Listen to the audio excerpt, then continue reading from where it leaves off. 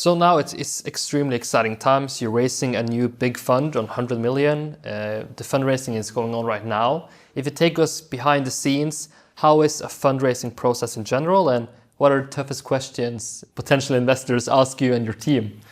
Well, I would say fundraising for shipping is never easy, and it shouldn't be, but it's easier when the markets are good, but we have also increased the capital. So I would say it's probably going to be as difficult to raise 100 now than it was to raise 30 in 2016 when no one wanted shipping. So it's as hard, but we have a good, we have 10-year track record. I think what some of the investors, or I think most investors enjoy, is the fact that we haven't changed our strategy. We don't believe we can walk on water. So the strategy slide in the fundraising deck we're using now is the same as it was in 2014. It looks a bit nicer, but it's the same one. It is downside protection. I think, so that's what they like. What investors are concerned about is timing. Is that, is this 5 minutes to midnight? It's the values are high. Some segments are very high. And, historically they are. That's a fact if you just look at it historically. It's a fair assumption.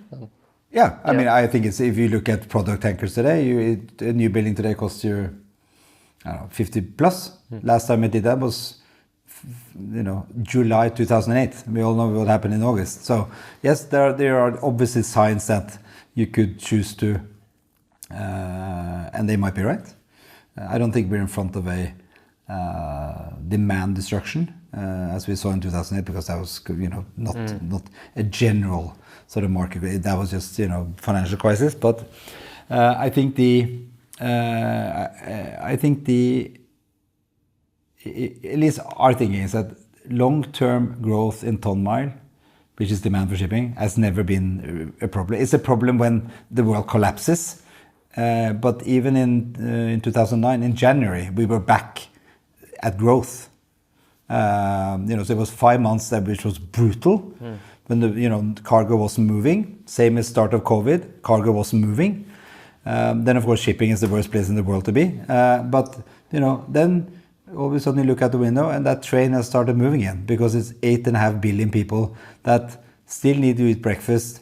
They still need to heat their homes, and all these things come on ships. So I think the demand side, you just need to be able to withstand those sort of, but the problem has always been the supply. Yes, we do have an order book today that is higher than it was 2 years ago. In some segments it's very high. LNG, car carriers, large containers. It's increasing in some of the other more sort of segments that we focus on, but it's still historically not too bad. I think the average since 2005 is 20% plus. We are at 12, 13 now. So I mean, it's we're hearing that the constraint now is on main engines, even for ships that have been ordered. So you will see a pushed out delivery curve, which is of course good. Shipyard capacity it's been significantly built down.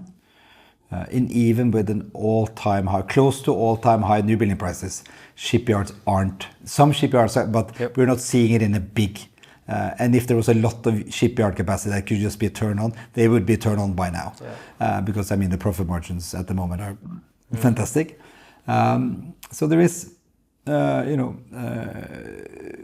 we think that it's going to, the next 2 to 5 years, 7 years is going to be volatile.